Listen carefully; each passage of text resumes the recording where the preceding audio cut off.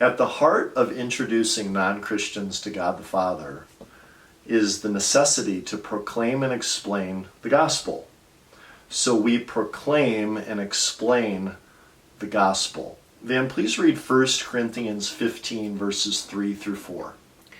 For I passed on to you as most important what I also received, that Christ died for our sins according to the Scriptures, that he was buried, that he was raised on the third day according to the Scriptures. So 1 Corinthians 15 is an incredibly clear statement on what the gospel is. Van, how would you define the gospel in your own words? The gospel is the intervention of God through Jesus Christ into the world, but more specifically, it's the death and resurrection of Jesus Christ, which is great news. It's the good news.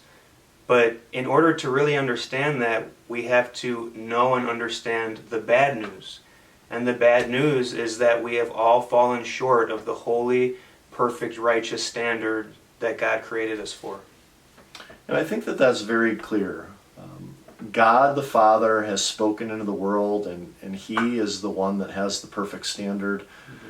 The bad news is that we're sinners and subject to judgment, but Van's exactly right. The good news, the great news is that Jesus died and rose from the dead. And that's what we proclaim and explain to other people, to even give them a chance to get right with God.